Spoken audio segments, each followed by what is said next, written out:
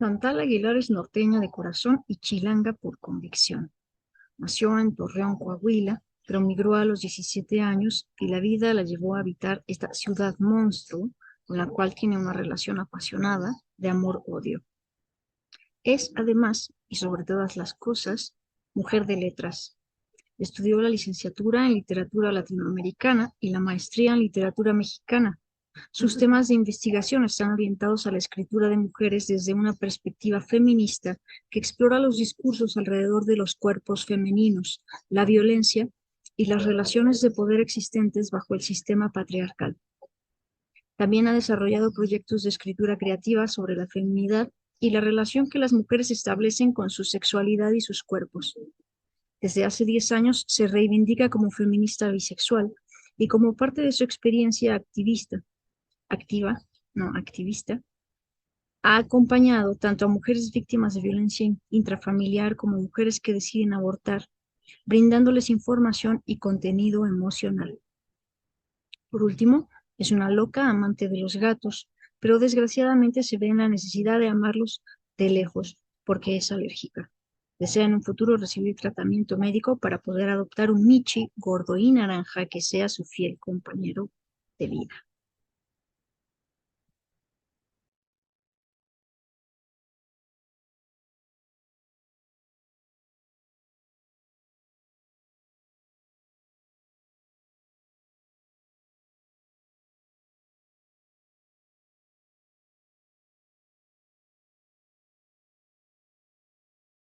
Vamos a volver a empezar con un saludo como más formal. ¿En serio? No, va a salir de cartón. Además, ya estoy viendo ahí a Conchito que dice, no, no, ¿qué es eso? Ay, qué chistoso, güey. Ay, No, tuve que ir vamos por un a cafecito y todo porque resucitar. ¿Tuviste que qué? tuve que ir por un cafecito aquí a la panadería. Por Salud. el tema del gas, salud. Sí, sí, porque o sea, me quedé absolutamente sin gas, no me podía ni hacer un café, porque además no tengo cafetera, entonces lo hago en la estufa. Ya. Pero bueno. Sí, Sanconchito de la Portales está aquí, va a ser parte de nuestra entrevista. Te manda saludos. También está por acá Valiente. Hola a toda la familia. Ajá. Por acá casi no se ve, pero a ver, ahí están Coque. Ujú. Ahí Y está la subcomandanta, no sé cómo se llama. sí, el subcomandante y su Ah, compañera, digamos, ¿no? ay, yo creía que eran dos morras. Qué No, es el decepción. subcomandante Marcos y la subcomandante Ramona. Vale. No, no sé qué estoy diciendo. Este, ya está tu muñeca, la que me hiciste, Ajá, Garlena. todo bien. Todos aquí en Pues familia. yo aquí no tengo las vistas que hubiera querido porque me estoy aislando, ¿verdad? De la bulla. Pero bueno, tenemos aquí el jardincito. No está mal. ¿Qué, Ujú. qué piensas? ¿Qué piensas? Se me hizo muy raro que haya gente el martes por la mañana en el Centro Cultural Elena Garro, Pues cuando llegué no había, pero luego empezó a ¿no? llegar. Un poco Tampoco es raro. que haya mucha, pero bueno. Hola. Uy, ahora ya. ¿Sí? Ah, bueno, yo también te escucho. Creo que ya. ¿Estamos listas? Ok, voy a echar un cigarro, ¿eh? Sí, tú date. Ok. Sí, súper. No te digo que aquí ya estoy con toda mi familia, Entonces, mi barrio que me respalda. Ya, listísima. hablando de barrio, es una tentación, ¿eh? Ponerse aquí a despepitar, pero no lo vamos a hacer en esta ocasión. Vamos a ponernos. ¿Qué? ¿Por qué me pones cara de que no entiendes? ¿No entiendes? ¿No sabes de qué estoy hablando? No. ¿No? Ah, de los chismes de nuestro barrio. Ah, Sí, podía ser una oportunidad para quejarme públicamente de ciertas cosas, pero no. Este es un especial 8M. Así es que Yay. te voy a pedir, prima, que me cuentes. A mí me gustaría empezar como por tu, bueno, lo voy a plantar como un renacimiento. Tú llamas ciudad monstruo a esta ciudad con buenas razones. ¿Cómo fue esa transición? ¿Cuántos años tenías cuando llegaste aquí? ¿Por qué te mudaste para acá? Tú eres norteña de corazón, ya lo sabemos. Cuéntanos cómo fue eso, tu llegada.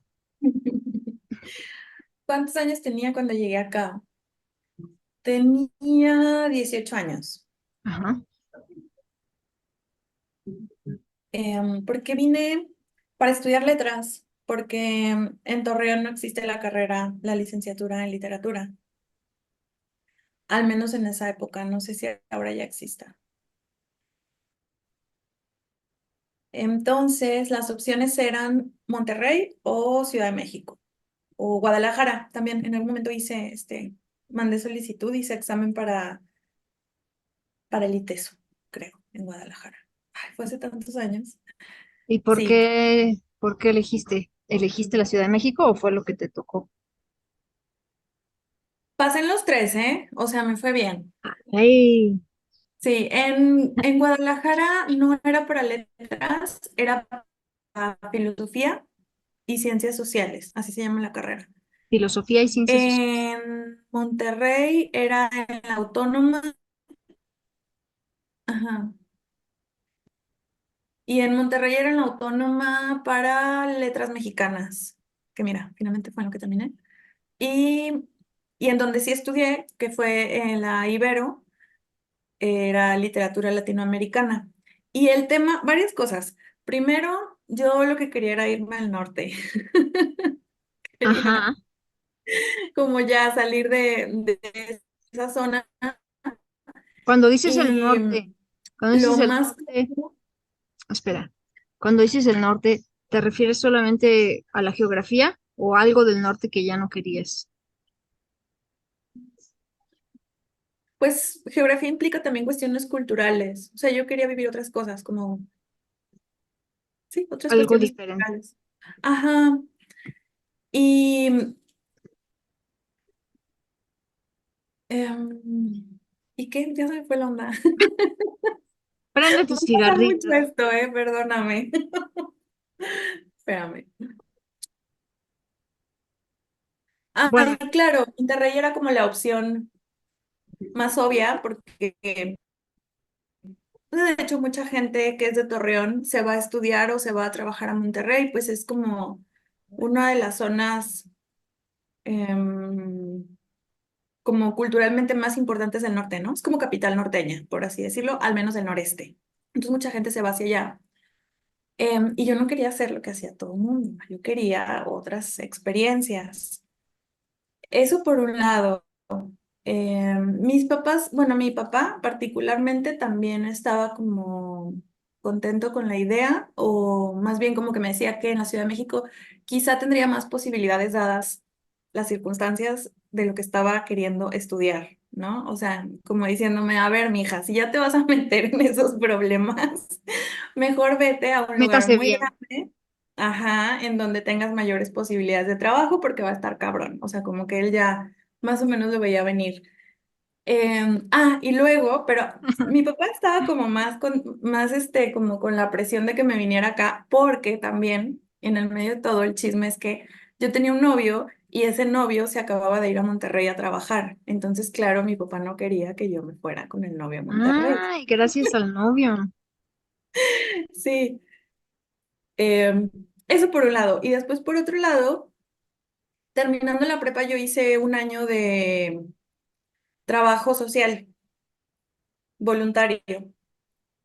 Y como lo hice a través de la Compañía de Jesús, o sea, con los jesuitas, que era pues la institución en la que yo estaba como en la prepa, por parte de la Ibero, como es como la misma institución, me guardaban el año para que yo pudiera hacer como el trabajo y luego después no tener que volver a presentar examen, sino que ya me guardaban como el espacio, ¿no? Entonces eso obviamente era muy bueno para mí porque no tenía que volver a estudiar, volver a sacar la ficha, pagarla, volver a, ¿sabes? Como hacer todo ese trámite para buscar este espacio, ya lo tenía asegurado. Entonces creí que era la mejor opción. Todo eso. Todo eso pasó. De los 18 17, añitos. sí, a los 17 me fui, Ok. pero me fui a León. ¿Y llegaste ¿Hasta sola? a León? Sí. Eh, sí. O sea, ¿cómo? Sí, no sé. O sea, llegaste en un camión solita y te bajaste y dijiste, ya estoy en León y de ahí te viniste para acá. No, no. Te Ah, digo que pasé un año haciendo trabajo social en una ujú. institución, en un proyecto social en León. Sí, sí. Entonces, era por parte de la comunidad de los jesuitas. Entonces, sola, sola, no, porque antes hicimos como una especie de, pues no sé, como que se juntaron a toda la generación que iban a hacer este trabajo social ese año para que nos conociéramos, para que nos pasáramos el celular o el correo, cualquier cosa que necesitáramos. Ay, porque además iba a estar haciendo como un diplomado, entonces iba a haber módulos y ese era como el primero, ¿no? Y ahí conocí como a varias chicas y ahí conocí a la que iba a ser mi roomie, la que iba a trabajar conmigo en el proyecto. Entonces ya después nos fuimos ella y yo juntas Eso fue a las afueras de León, ajá. Y ya después nos fuimos ella y yo juntas al centro indígena, que es en donde estuvimos trabajando. Un año. Un año, un año. Cumplí Y los luego, 18 ahí, en el centro indígena. Este, y luego, ¿y qué más quieres saber? ¿Del centro indígena o ya cuando llegué a Ciudad de México? no, ya cuando llegaste, Cuando llegué a Ciudad de México, pues ya llegué y, ¿y qué pasó? Me puse de acuerdo con dos amigas de mi prepa porque también iban a estudiar en la Ibero y las tres estábamos así de, güey, ¿qué vamos a hacer? ¿Dónde vamos a vivir? No teníamos idea de nada, entonces nos pusimos de acuerdo para encontrar un lugar juntas. Con las dos sigo teniendo mucha comunicación. Este, una de ellas ya era como más cercana, o sea, éramos como amigas, y la otra solo era compañera del salón. Y ya después, cuando fuimos roomies, nos hicimos súper amigas y súper cercanas. Ahora ella está viviendo en Canadá, ya está ya trabajando y formó su familia. ella que Saludos a estudió, Nilu. ¿Cómo? ella que estudió, Ellas, las dos, Ángela y Anilú, estudiaron comunicación. ok. Se fueron allá a estudiar comunicación y encontramos un lugar en Whisky Lucan. Claro, no teníamos perra idea de nada de la ciudad, no entendíamos como el tema de, o sea, nada, ¿no? Eso es lo Entonces que me interesa. estábamos muy perdidas con el tema de los transportes, no entendíamos absolutamente nada y vimos como el mapa de dónde estaba la universidad, que está en Santa Fe, y entonces se nos hizo fácil encontrar un lugar más cerca de la universidad en el Estado de México, en Whisky Lucan, en el barrio del Olivo. Entonces llegamos al Olivo. ¿Tú has ido para allá? ¿Conoces esa zona? Sí, a ver, conocer no, pero he pasado por ahí. Pues es como justo, bueno, el barrio hace cuenta que está partido por una avenida que es la que te lleva como hacia Interlomas. Es un desmadre en horas pico. Desmadre absoluto, porque además, pues la ciudad o pues sí, la clase alta, las empresas, las universidades, los colegios, todo, se fueron comiendo el barrio, ¿no? De algún modo. ¿Y tú Entonces habías lo visto eso en partieron. algún lugar? Ese contraste tan cabrón, como de Nunca, nunca en decir, mi vida. O sea, ¿qué no, bueno, pedo? no. No sé, o sea, no sé si nunca. Más bien, sí creo que los contrastes acá en Ciudad de México son como muy distintos a los de otras ciudades. O sea, lo que pasa, por ejemplo, digo, sabemos que en muchas ciudades están como las zonas de clase media y están las zonas populares, ¿no? Y generalmente, o al menos en mi experiencia, esas zonas suelen estar separadas. Y lo que a mí me sorprendió de Ciudad de México es ver cómo están todas así, mezcladas, juntas, ¿no? O sea, como intervienen unas en otras. Y eso me pareció increíble y como, no sé, me sorprendió muchísimo. Porque claro, es esta avenida, que no es avenida, realmente es una callecita que llega, o sea, sí, o sea, avenida no es, o sea, es una callecita chiquita Avenida. que lleva como a toda la zona ya como, pues rica, ¿no? De Interlomas. Entonces nosotros encontramos un lugar,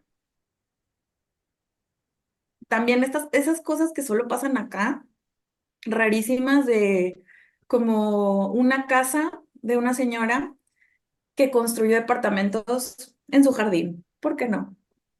Entonces, o sea, como todo muy extraño porque llegamos primero a la casa y era como, o sea, ¿qué está pasando? Como aquí vamos a vivir, pero nos dijeron que íbamos a tener como privacidad.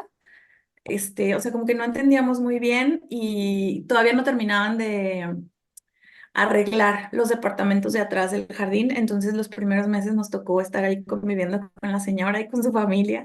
Entonces fue muy extraño, porque claro, cada quien tenía como horarios muy diferentes, ¿no?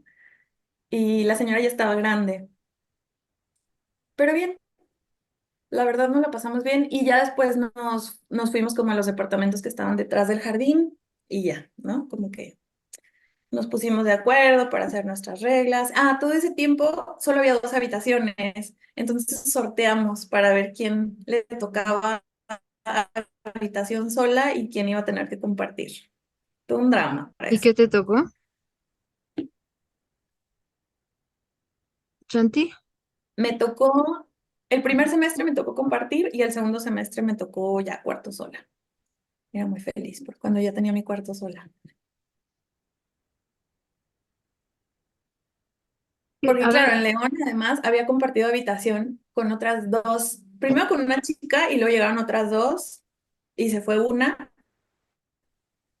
Y entonces al final compartí habitación y éramos tres en una habitación súper chiquita. Entonces yo ya así anhelaba tener mi propio cuarto. ujú, espérame, se está Y trabando. ya y nos tocó estar investigando qué camión tomar para llegar a la universidad. ¿Cuál sería una buena metáfora de la Ibero? ¿A qué te refieres? No sé, si tuvieras que hacer una metáfora, algo muy general,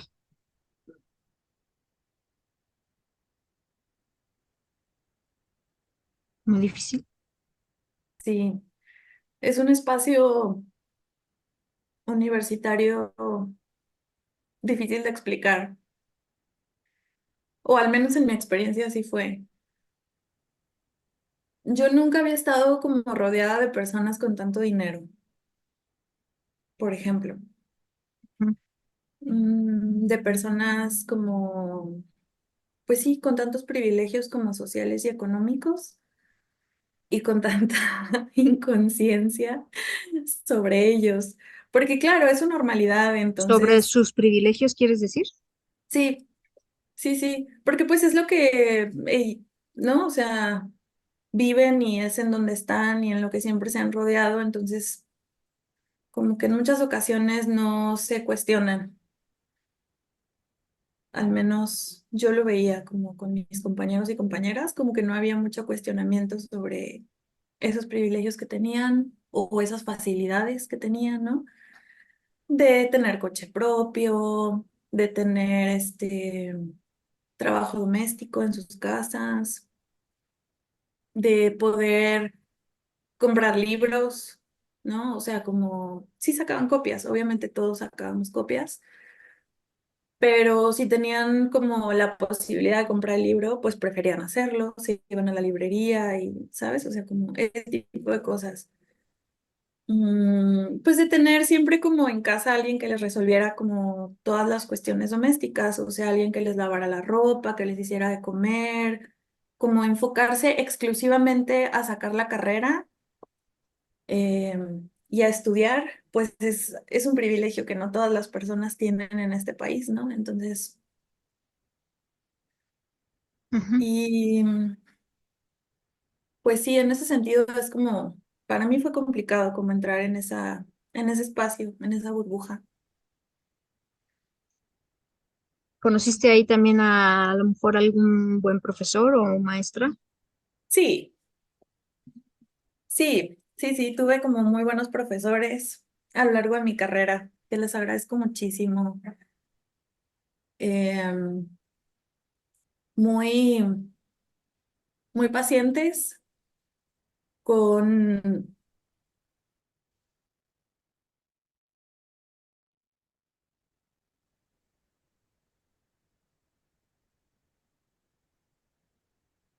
pues yo creo que es el internet allá contigo, prima, porque acá, ¿Sí? Aquí dice que está todo bien, pero puede ser.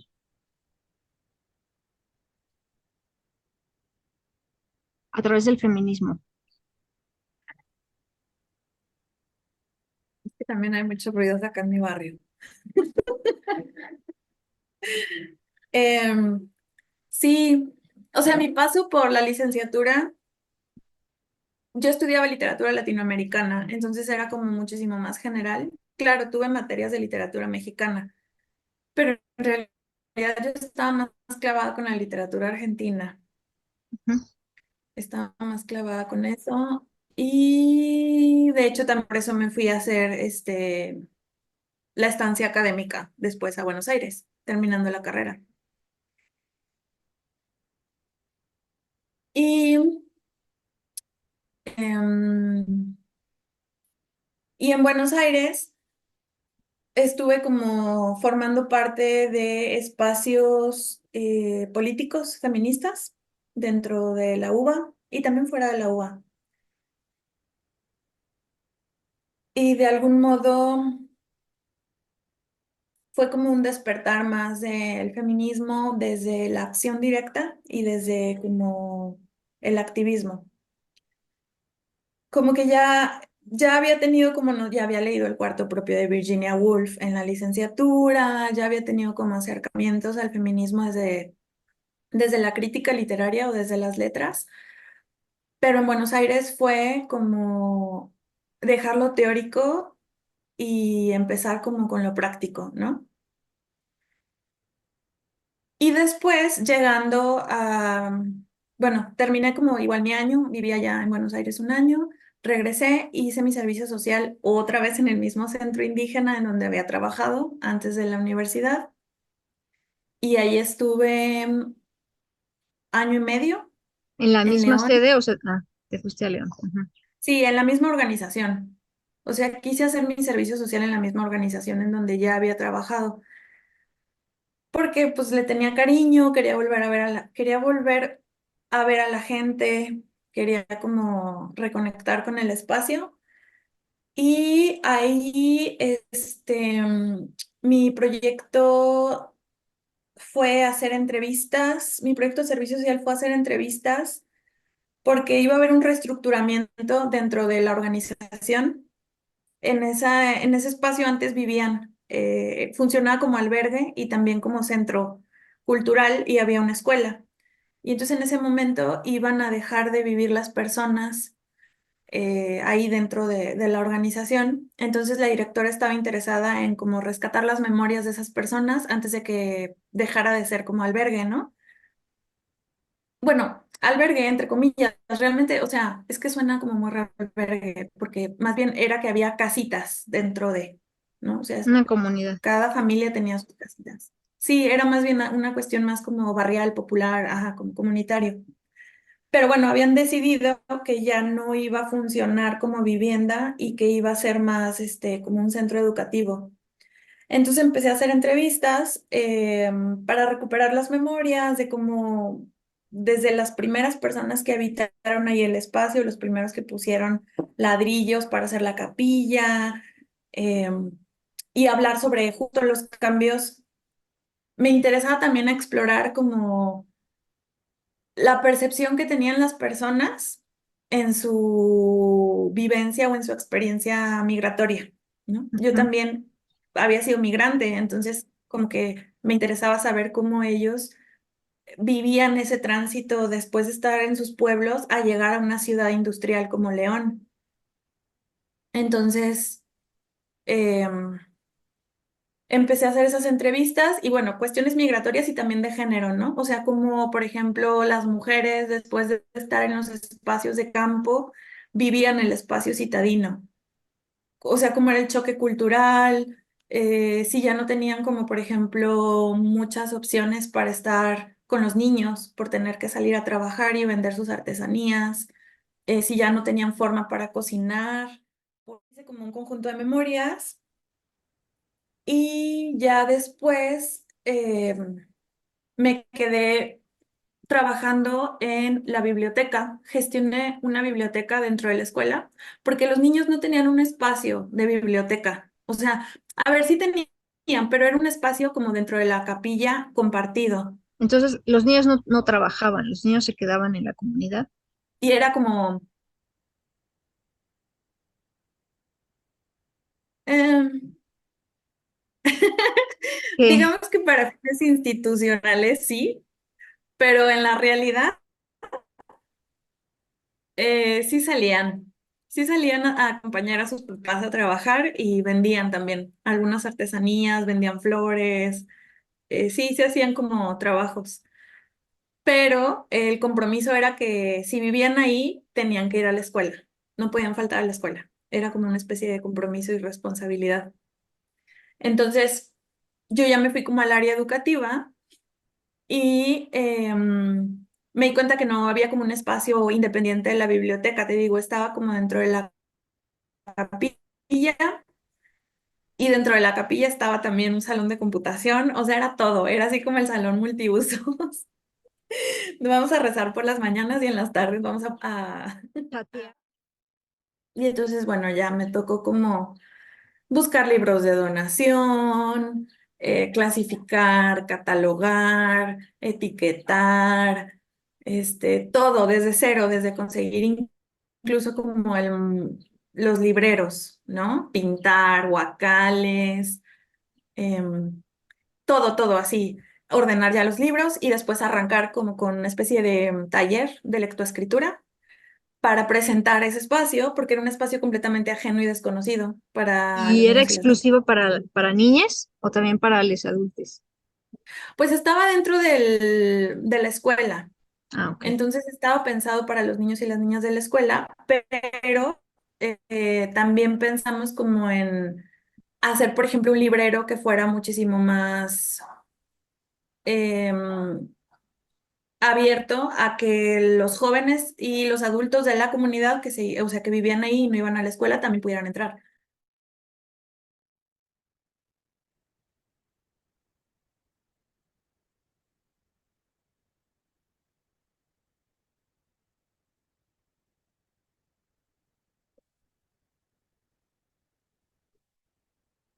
Hola, hola. ¿Ya? Ya. ¿Me escuchas mejor? Creo que sí. Ok. Bueno, me desconcentra mucho la banda. Ah, ya sé, a mí también. Pero bueno, es que tú, oye, tú querías irte al Centro Cultural Elena Garro. Sí, soy muy cabezona. Bueno, ya estamos aquí. Y ya que, y ya que la mencionas, vamos a invocarla. ¿Podemos hablar de eso? Sí, claro, yo es que me fui, ¿no? Así de... No, no, y- no, de eso se trata. Pero la onda es llegar hasta acá. Este, bueno, decías, el feminismo fue como el portal por el que llegaste también a las letras mexicanas, a decir yo quiero especializarme en esto, ¿no? Sí, te juro por mi vida que iba a llegar en algún momento a eso, porque, ajá. ¿Por qué? ¿Por eh, qué? Pues sí, porque terminando como mi trabajo de la biblioteca en León, volví acá a Ciudad de México y de algún modo como que reconecté con la ciudad desde las prácticas que ya había como aprendido con las compañeras argentinas, ¿no? Entonces empecé como a tener igual mucho interés en participar en espacios activistas, espacios de conversatorios, pero ya en México. O sea, como que ya había vivido eso en Buenos Aires y ahora quería como hacerlo acá, ¿no? Saber cómo estaba la movida acá. Y antes de regresar, ¿ya pensabas como voy a estudiar una maestría y voy a seguir por ahí? Sí, yo tenía el deseo de estudiar la maestría, pero todavía no me había titulado de la licenciatura. Me costó mucho trabajo titularme porque la terminé en otro país y porque la vida, ¿no? Tenía que trabajar y entonces, bueno. Em, pero sí, sí quería. Entonces, justo como en estos espacios como feministas, empecé a idear o como a pensar en torno a, si estudio una maestría, entonces ahora quiero que mi investigación o mi tesis tenga una perspectiva feminista o de género y que sea con autoras mujeres, específicamente mexicanas, ¿no? O sea, era como lo que, ajá, a lo que le tiraba. Entonces, y eso me llevó a Elena Garro. A ver, cuando estabas estudiando en la Ibero, mm, de toda la población, ya dijiste que no, era una generación pequeña, más o menos cuántas mujeres eran o de cuántas mujeres habían cuántos hombres o viceversa. Éramos ¿Eran más mujeres que hombres. considerablemente? Puta, sí. Mi generación éramos muy poquitos, éramos 11 en total. Y éramos 9 mujeres y 2 hombres. Y, y de los autores que estudiaron, ¿eran más hombres que mujeres? Sí, obviamente. ¿Qué cosa, no? Sí, y además yo nunca había leído a Elena Garro, nunca la leí en la licenciatura. No Ah, recuerdo que ¿no? me la hayan dado a leer. Ay, Yo la descubrí muchos años después. O sea, sabía que existía, ¿no? Em, y yo en ese entonces, cuando estudiaba en la Ibero, después de que hubo un momento en el que vivir en el pueblo de Whisky Lucan ya no era viable para mí, me lo imagino. entonces me cambié y tuve otra roomie muchos años después, que también era de Torreón y que ella estudió en la UNAM literatura dramática. Por ahí conocí a Elena Garro por ella, porque en la UNAM, en teatro, les dejan leer mucho la dramaturgia de Garro. No puedo Entonces, creer que no hayas visto nada de Elena Garro en toda la carrera. bueno, no sé, o sea, yo no me acuerdo. Que ¿Te por ahí a lo mejor, acordarías? ¿cómo? ¿Te acordarías? Sí, pues también a veces era un poco Ah, bueno, flautista. No, no, no, pero sí, yo creo que más bien, a ver, ¿cómo lo digo sin que suene como muy mal? no, que Creo que suene como tenga que sonar. la educación, o al menos en letras en la Ibero, es a comparación de otros espacios que yo he platicado como con compañeras que han estudiado letras en otras universidades, es muy libre, en el sentido de que obviamente tú tienes como tus clases, pero después tú te vas especializando y vas agarrando por tu rumbo hacia tus propios intereses. Y los profesores te permiten hacer proyectos y ensayos de lo que a ti te guste. Entonces yo en ese entonces no estaba clavada ni con la escritura de mujeres, Mm. ni específicamente con mexicanas. Yo estaba clavada con literatura argentina. Entonces yo mis trabajos todos los hacía de literatura rioplatense. Entonces quizá también fue por eso que yo no, ¿sabes? Como que no entré en contacto con eso. Pero recuerdo que en mis clases de literatura mexicana, sí leímos a un montón de autores hombres y a muy pocas mujeres. Y ponle de las mujeres, pues obviamente estuvo por ahí Nelly Campobello, em, uf, Josefina Vicens,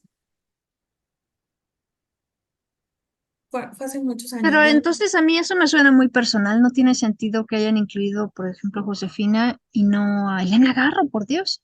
Eso ya es, suena, claro, dices que a lo mejor no te acuerdas. pero No, pero también tiene que ver como con, a ver, detrás de los planes de estudios, que esto es algo que la gente de letras no quiere decir, pero es real.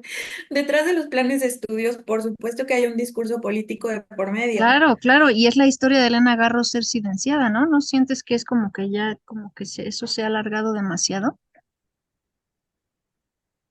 Creo que tiene muchísimo más cabida, te digo, en la UNAM que en otras universidades en México. En la UNAM en teatro sí la leen mucho, en teatro. Después en letras hispánicas no estoy muy segura.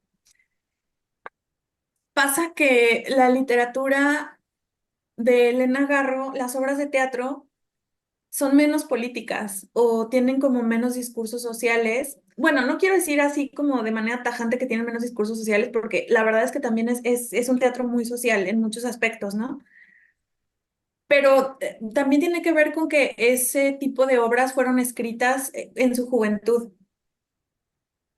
Entonces, las obras de teatro son obras de su juventud y después de como su vida y después del exilio, pues sí hubo como un discurso por parte de México, un discurso nacional por silenciar, ajá, como su producción literaria y también su vida, ¿no?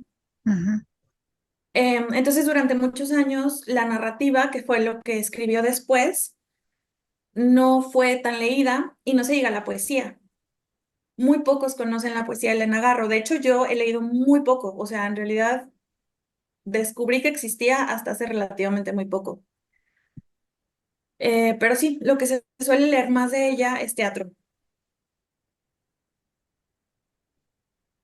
Hmm.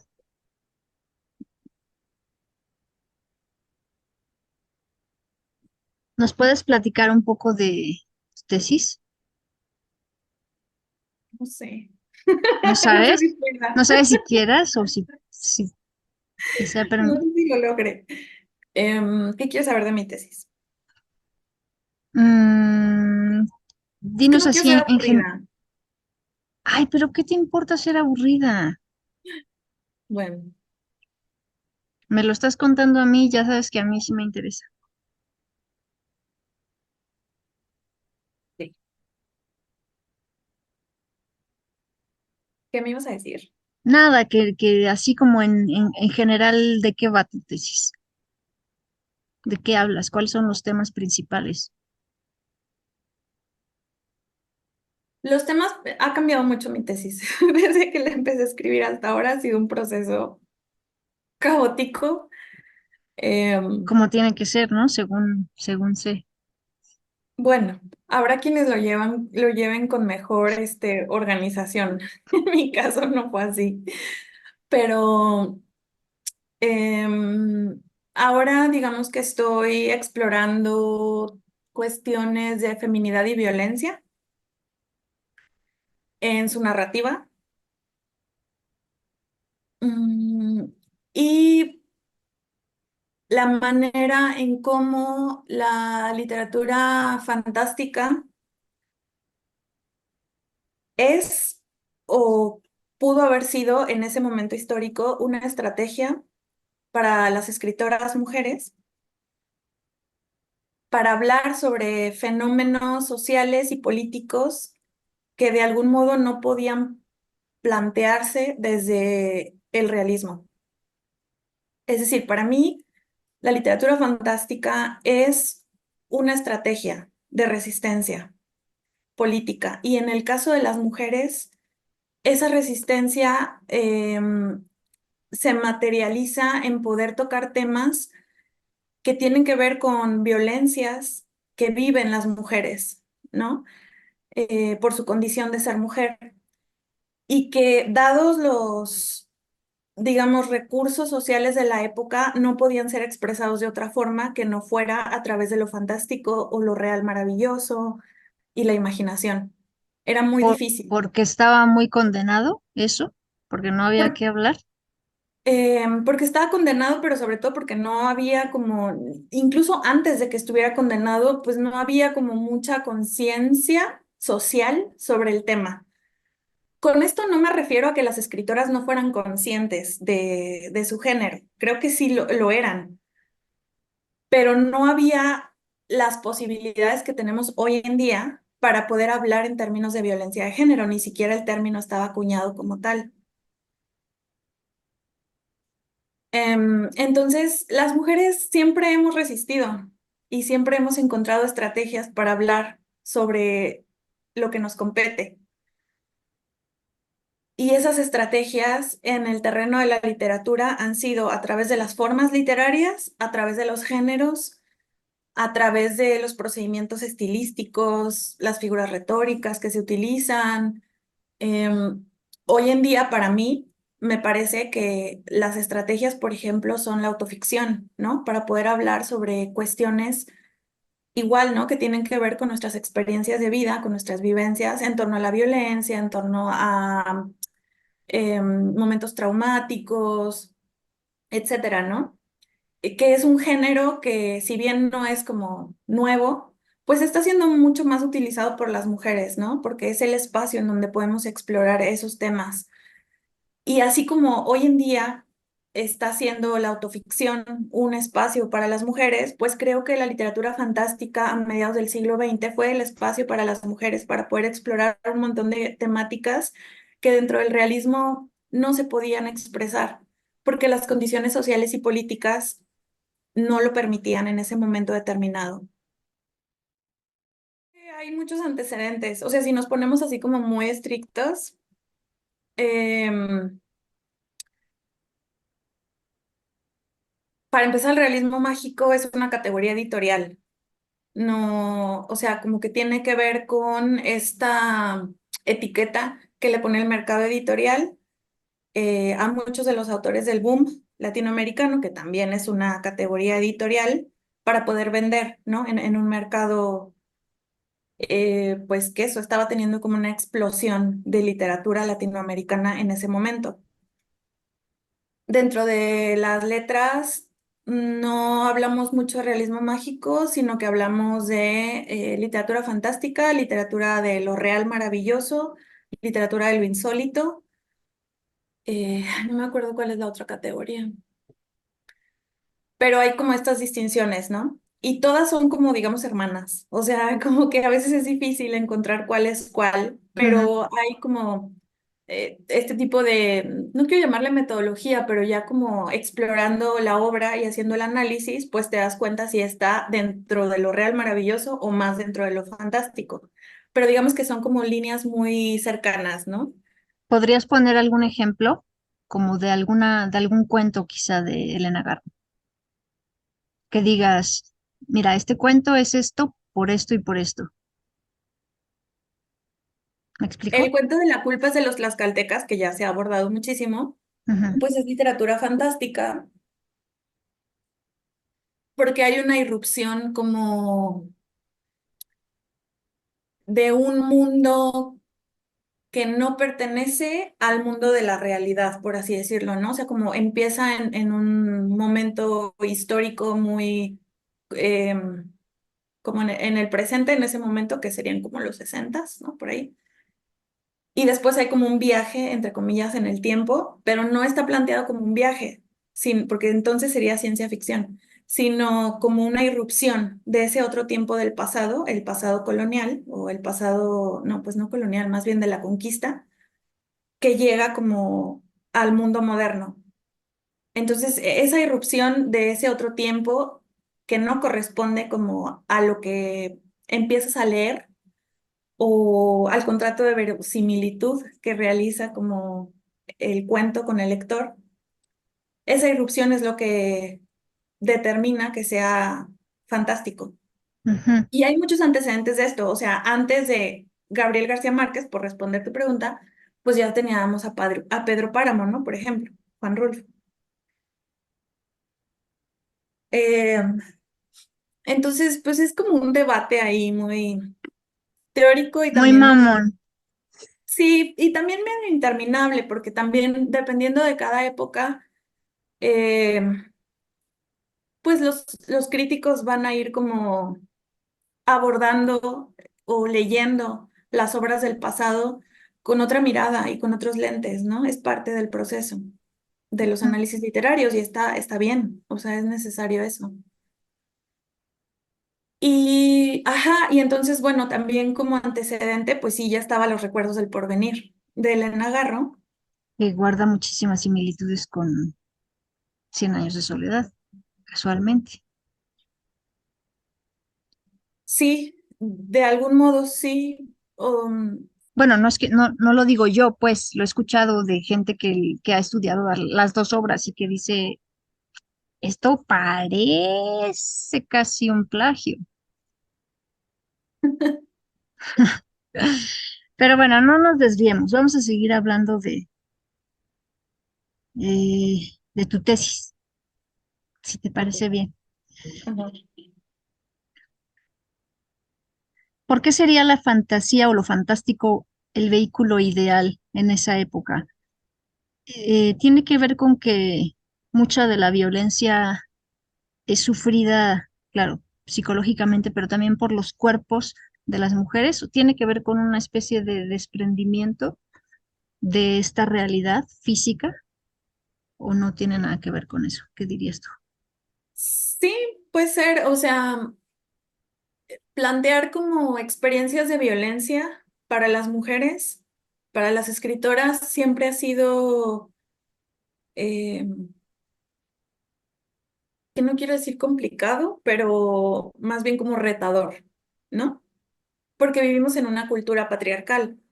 Entonces, ¿cómo voy yo como mujer a plantear, por ejemplo, una experiencia de violación eh, en un mundo en el que la cultura de la violación está tan presente, en el que los escritores escriben escenas supuestamente eróticas desde una mirada masculina eh, que en realidad tienen que ver con cuestiones de violencia sexual, en el que los cineastas relatan a través de escenas de aventura o de, eh, no sé, como de rebeldía, momentos en los que los hombres se ponen de acuerdo y lo erotizan como supuestamente el cuerpo de las mujeres. Estoy pensando, por ejemplo, en la escena típica de La Naranja Mecánica, ¿no? Como estos Mm. hombres rebeldes, estos chicos, ¿no? Porque, ¿no? O sea, es como también el tema de la Anarquistas. juventud, la rebeldía, que entonces entre ellos se ponen de acuerdo, llegan, irrumpen como a la casa de esta pareja. Y todo está visto desde una mirada masculina en el que eso es como lo transgresor, ¿no? Y lo rebelde y lo cool, pero realmente lo que está pasando es una violación.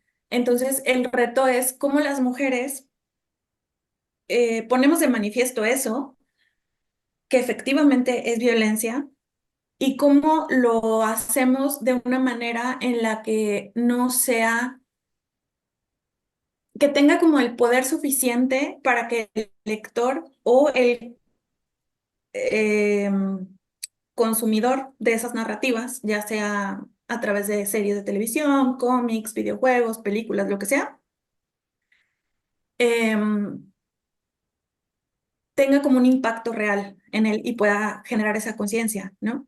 Y entonces las estrategias o las posibilidades, pues son múltiples y una de ellas es lo fantástico, ¿no? Poder generar, sí, esta como escisión o esta diferenciación con respecto a lo corporal. ¿Por qué? Por ejemplo, en el caso de una experiencia de violación, eh, la manera en cómo lo suelen retratar los varones es siempre desde formas muy explícitas y muy descriptivas, ¿no?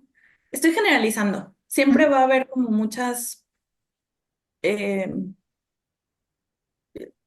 va a haber autores que Excepciones. no lo hacen así, va a haber excepciones. Pero generalmente los hombres plantean por ejemplo, escenas o pasajes de violencia sexual de una manera muy descriptiva, de una manera como sangrienta, desgarradora, ¿no? Y la realidad es que, si bien puede ser así, quizá las mujeres no lo vivimos de esa manera. La realidad es que las mujeres que experimentan violencia sexual, o para empezar, las estadísticas nos dicen, nos remontamos a los hechos, que la mayoría de los casos de violencia sexual ocurren en las casas, Sí, ocurren en el espacio privado. O sea, no, sí puede pasar que un extraño en la calle te viole, pero eso no es lo más común. Y sin embargo, tenemos como esta idea cinematográfica de un hombre que de repente en el callejón te tumba contra la pared y te desgarra y te golpea, y eso no es lo normal. Lo normal, o sea, lo general, digamos, es que el violador sea muy conocido de la víctima, o sea, que sea el padre, el hermano, el tío, el primo, el vecino, ¿no? el marido. El esposo, ajá.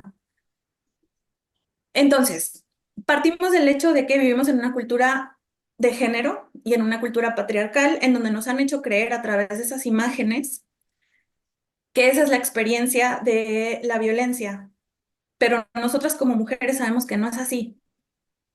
Entonces, lo retador es poder colocar en nuestra propia voz las experiencias femeninas de violencia, ¿no? Y para ello una estrategia puede ser lo fantástico, porque lo que sucede cuando hay una experiencia de violencia sexual es que efectivamente, de algún modo, tu cerebro protege el trauma.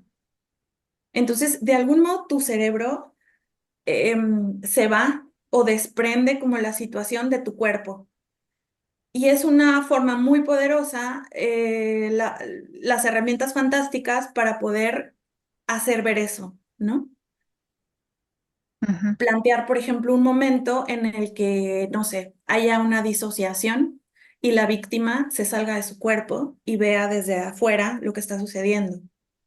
Eso difícilmente lo vas a poder plantear en términos o con estrategias realistas, ¿no? En términos de realismo literario. Sin embargo, con estrategias fantásticas o maravillosas, quizás sí lo puedas plantear. ujú. Empezando por Ixtepec, ¿no? Que es el narrador de los recuerdos del porvenir, que a lo mejor los recuerdos del porvenir no es la más emblemática en términos de violencia, pero también está No, presente. sí, sí. O sea, yo creo que en general Elena Garro, desde las obras de teatro, o sea, desde su juventud, está el tema, por ejemplo, de la violación muy presente. En general, la violencia contra las mujeres y la violencia contra las clases populares y los campesinos, ¿no? Pero particularmente hablando como de las mujeres, la violencia contra las mujeres está presente desde un inicio, desde las obras de teatro. Y curiosamente, la crítica literaria no ha querido voltear a ver eso, y ha habido más investigaciones desde otros espacios académicos, desde los estudios, no sé, como de las ciencias sociales, desde estudios incluso psicológicos, desde la historia, o sea, desde la disciplina de la historia, eh, antes que el propio espacio de la Academia de Letras, quienes han como observado eso, ¿no?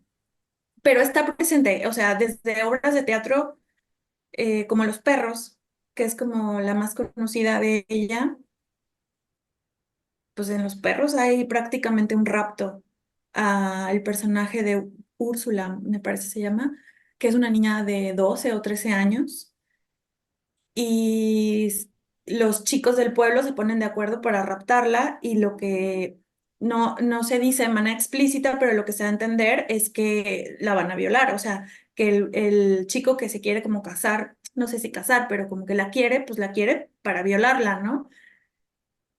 Y además hay una escena muy potente en donde está la mamá de Úrsula dándole a entender que de algún modo la violación es un destino para las mujeres porque ella ya lo vivió y que ella también fue raptada cuando era niña. Entonces, está ahí.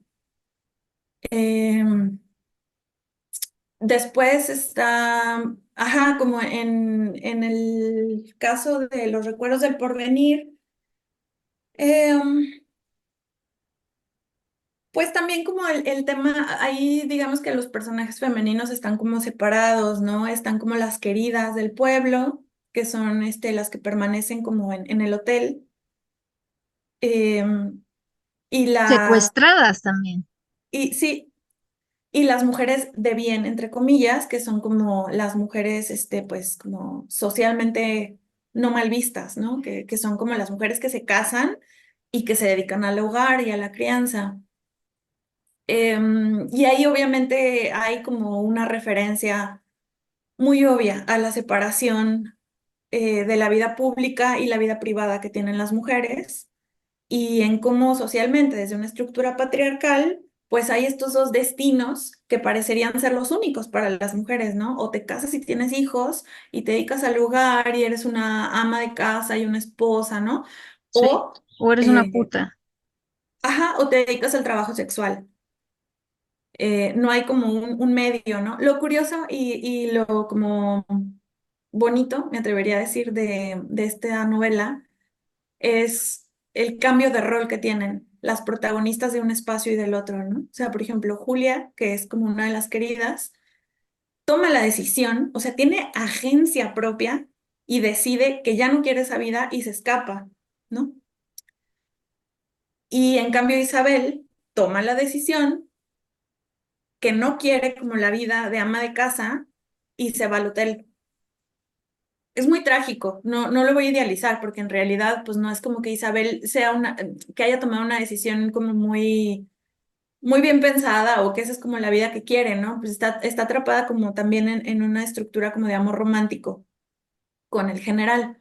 Pero a lo que me refiero es que solo las mujeres podemos de algún modo plantear esta agencia que pueden tener los personajes femeninos dentro de los espacios literarios, cuando históricamente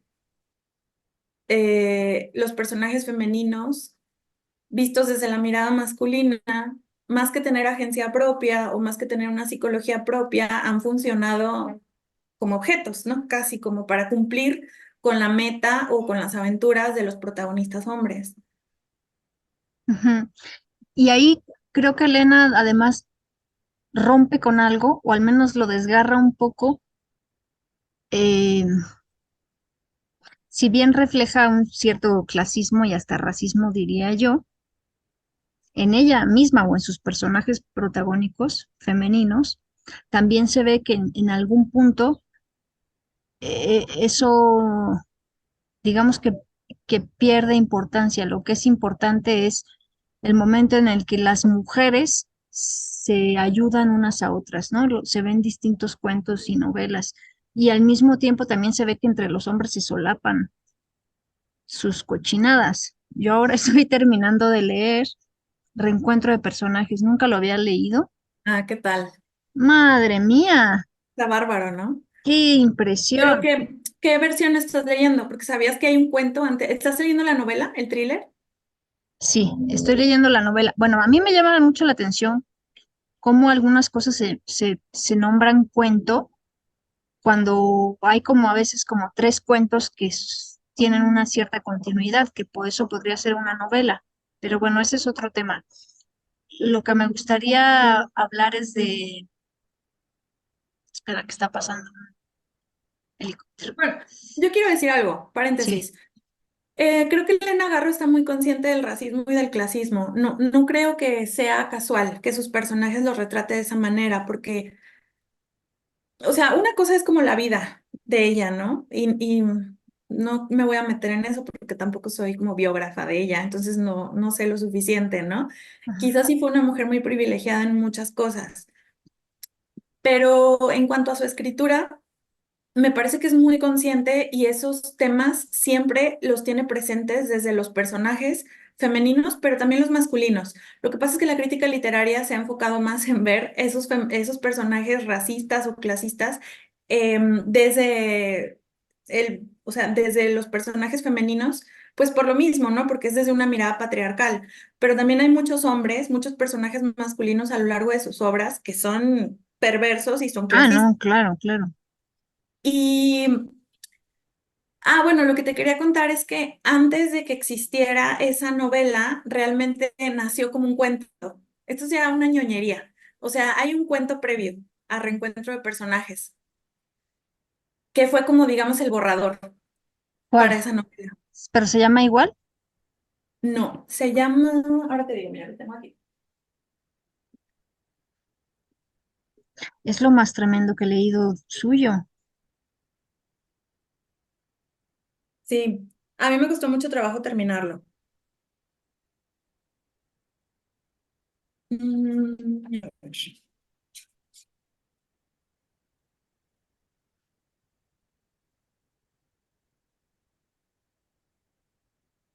Se llama Lago Mayor, el cuento. Y, Ah, y es un cuento que no está, o sea, como ahora ya está dentro de las antologías, pero no es que haya sido publicado en su momento dentro de una compilación específica. Entonces, como que pertenece a los cuentos que son como aislados y que ya después, posteriormente a su muerte, eh, los críticos ¿no? expertos en el Agarro hicieron como este trabajo de compilarlo. Entonces, sí, Lago Mayor, de hecho, empieza con la primera escena, que es como la escena de la autopista, en donde ella va en carretera, que es la de reencuentro de personajes. pero y es brillante. O sea, yo Ujú. Es muy cinematográfico. leí el primer párrafo y ya no pude parar. Sí, y creo que o sea, y creo que esta es la producción de los 80s. O sea, ella ya estaba en el exilio cuando escribió el cuento y después el thriller, ajá, la novela. Ok. ¿Qué tal? Pero a ver qué nos puedes decir de eso. De Como reencuentro de personajes. de eso que se ve también se ve en otros, o sea, se ve en cuentos como Andamos huyendo, Lola, ¿no? También es un cuento en el que las mujeres se apoyan unas a otras, aunque también desconfían por la circunstancia en la que están, ¿no? Ujú. Pero, pero veo Sí, muy marcado en esta novela esas alianzas, pero también las alianzas masculinas de estos hombres que además, eso sí, no sé si lo he leído en otro lugar, pero en este caso son de una misoginia ugh, terrorífica, psicopática, y hay ahí como además se habla como de una homosexualidad muy reprimida, que yo no en, lo había leído en otro cuento. en reencuentro de personajes, sí. Sí, Ujú. o sea, digamos el personaje misógino que la rapta, que la secuestra y que no le permite a la protagonista, creo que se llama Verónica, ¿no? En reencuentro de personajes, la Sí, protagonista. Es Frank, que tienen nombres, o sea, en el Lago Mayor tienen otros nombres, pero es lo mismo, ok. porque te digo, fue como el borrador. Em, sí, ese personaje que rapta a Verónica y que no le permite como salir de esta vorágine de viajes constantes, ¿no? Al final, bueno, no al final, como por la mitad nos vamos enterando que, ajá, que hay una cuestión como de represión homosexual, ¿no? Porque en un inicio no es muy evidente. Creemos que es heterosexual y que está enamorado de ella o enamorado de una manera como muy perversa, ¿no? Pero después todo tiene sentido porque ni siquiera hay escenas en donde haya relaciones sexuales como tal, ¿no? O sea, es un personaje perverso en el sentido de que utiliza el sexo como estrategia de control, ¿no? Tiene como un rollo con el poder y con el cuerpo de esta protagonista, pero al final no tiene relaciones sexuales con ella. No, Y tiene entonces, un mecanismo de tortura muy elaborado, ¿no? Esto que dices no es el violador de callejón que te va a arrastrar y te va a dejar ahí muerta, sino que te va a estar ahí torturando de muchas maneras, o sea, va degradando completamente al personaje sí, psicológicamente. y le va haciendo gaslighting. Bueno, ahora tenemos ese término, ¿no? Para Sí, utilizar, sí. pero sí, es una manipulación psicológica. Lo que va generando en ella, le va rebajando la autoestima. O sea, ella pasa por todas las etapas del ciclo de violencia en relaciones de pareja, ¿no? De algún modo. Llega después la etapa, tú sabes que el ciclo de violencia es como la etapa de acumulación de tensión, luego la etapa de la luna de miel y luego la etapa de ay, no me acuerdo cuál es la tercera etapa, pero donde todo está supuestamente bien, ¿no? Entonces pasan todas esas etapas. Hay momentos en los que él es muy galán o muy galante, ¿no? O sea, y le invita el desayuno o el café, o le dice cosas bonitas, o lo que sea, pero inmediatamente después, ¡pum!, llega como la agresión, ¿no? Y llega la manipulación psicológica, y cada vez esas como pequeños brillos de galantería o de como posibilidades de una vida mejor, pues son como más reducidas, ¿no? Hasta que ya solo hay violencia absoluta y ella queda atrapada en otro país, del otro lado o sea, pues en Europa, ¿no? Del otro lado del océano, sin posibilidad de salir, o sea, de trabajar, de tener como una solvencia económica propia. Y además creo que a él lo persigue como está metido en cosas turbias, ¿no? Económicas, como que De todo tipo, una secta al parecer. Oye, prima, creo que me estoy quedando sin batería. súper caótico esto, ¿eh? Sí, güey. ¿Hacemos una pausa y la conecto tantito? Ujú. O ya, o ya le cortamos. ¿Tienes chance? Sí, no te Vale, preocupes. voy a conectarla un ratito. Sí. Órale. Ahorita nos vemos otra vez. Ujú.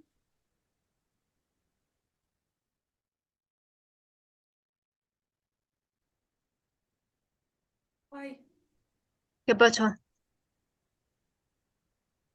hola. Hola, ¿no me oyes? Más bien no te veo. Ah, ¿No? ya. Ah,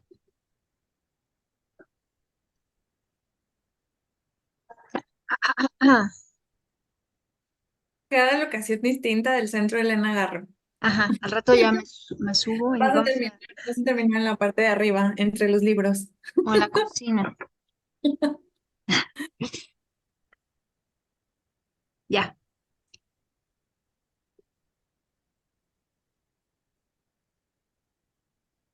Em,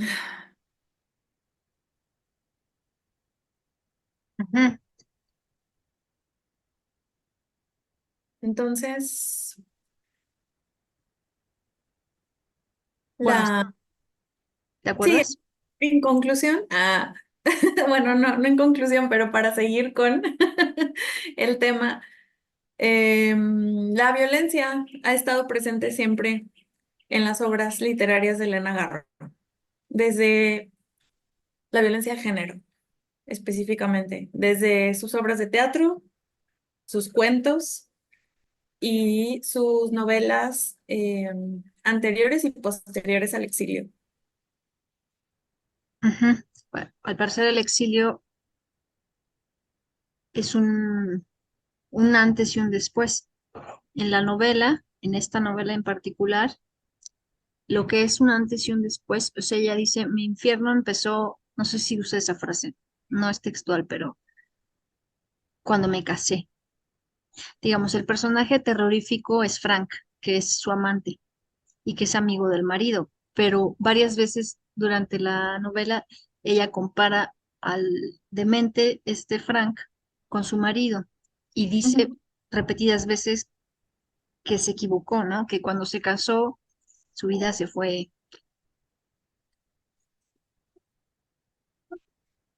¿eh? Es que está pasando la niña del fierro viejo, perdón, me distraigo. Ah, Sí, hay comparaciones como de la violencia entre el marido y el amante secuestrador. Em, y también hay como muchas referencias de violencia marital en La culpa es de los tlaxcaltecas, ¿no?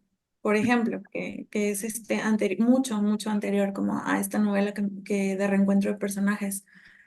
Em, y lo interesante es cómo, por ejemplo, en el tema de reencuentro de personajes, cuando sale como al público, o sea, cuando hay como una edición de la obra y se publica y todo, la ah, lectura por parte de la crítica literaria es eh, que en general toda la producción de Elena Garro posterior al exilio es una producción no cuidada, que bueno, eso puede ser, ¿no? O sea, dado que estaba en situaciones o circunstancias que no le permitía como ponerse a editar bien sus obras, pues estaba pasando por pobreza, cuando no tienes las condiciones materiales em, más necesarias para poder sobrevivir, pues tampoco tienes mucho tiempo para reescribir, editar y cuidar el material, ¿no? Pero la mirada de la crítica literaria siempre ha sido que son obras como de esta loquita paranoica, ¿no? O sea, igual en Andamos huyendo Lola fue leída como pura paranoia, ¿no? O sea, como ya, Elena Garro enloqueció, está como paranoica y ya no sabe muy bien qué está escribiendo. Siempre fue como esa constante, ¿no? Hoy en día, Eso es parte quienes tratamos de hacer... complot, ¿Cómo? que eso es parte del complot contra Elena Claro, Garro. claro. Sí, claro, del complot y también de nuevo, ¿no? Como de una mirada patriarcal con respecto a la producción literaria de las escritoras mujeres, quienes nos dedicamos hoy en día como a tratar de visibilizar las obras de las escritoras desde una perspectiva de género y feminista, pues consideramos todas estas cosas que te estoy diciendo, ¿no? O sea, como una escritora que no tiene el cuarto propio de Virginia Woolf y no tiene sus necesidades cubiertas, no va a tener las posibilidades. eh, de producir material de calidad, por así decirlo, y es una desigualdad estructural que vivimos las mujeres con respecto a los hombres, siempre está ahí presente, ¿no? Pero además de eso, desde una mirada feminista podemos leer las obras y romper con esos estereotipos de paranoia o de locura, ¿no? Y poder decir, no, lo que está pasando es que las escritoras están precisamente en esos personajes exponiendo la locura que vivimos las Precisamente, mujeres. pero y precisamente esa estrategia de tú estás loca, ¿no? Tú eres una histérica loca. Ujú. Y pasa lo mismo, o sea, vuelvo como igual a la culpa es de los tlaxcaltecas, pues la estrategia, digamos, interna dentro de la narrativa es hacerle creer a la protagonista que enloqueció, ¿no? Y la encierran y no la dejan como salir, ya después ella se escapa para poder ver a su primo marido, que es el de la época de la conquista. Claro, es el cuento es fantástico porque nunca se sabe del todo si realmente ella está loca y está viendo como cosas que no son, o si efectivamente está teniendo un contacto como con personajes prehispánicos. Pero Pero otros la personajes violencia también, ¿no? También lo ven en la ventana o cosas así. ¿Cómo? Que según yo, hay otros personajes que también lo ven. O Bueno, sea, que no en es la un culpa de delirio los de... tlaxcaltecas. Ajá. En la crítica de los tlaxcaltecas sucede algo muy interesante que tenía que ver con lo que ya mencionabas antes, ¿no? Hay, sin llamarlo, o más bien, antes de que existiera como este término de sororidad de manera sociabilizada, como lo hay hoy en día, que igual el término es bastante como anterior, no sé si Elena Garro en ese momento haya conocido esa categoría, ¿no? Pero lo que sí hay es una alianza entre mujeres y en este caso la aliada es Nachita, la trabajadora doméstica, ¿no? Nachita es la única que le dice a la protagonista Laura que no está loca, que ella sí le cree. Es la que le advierte cuando ya al final del cuento llega el hombre indígena por ella, es la que le dice que ella está segura que sí, que ha visto como alguien en la ventana. Ujú. Entonces hay como esta complicidad entre mujeres, que además es muy interesante porque es una complicidad que de algún modo trasciende la clase, ¿no? O sea, Ujú, porque pues es una trabajadora doméstica indígena que se está como aliando con una mujer burguesa, rubia, ¿no? Cuando su propia familia, su marido y su suegra y el médico que la diagnostica con depresión y locura, pues lo que hacen es justo como hacerle creer que ha enloquecido, que ya no está bien, que debe estar encerrada, ¿no? ¿es la misma historia en la Semana de Colores o vemos algo distinto? Porque yo ahí veo como que hay muchísima simbología más. En la semana de colores es la antología.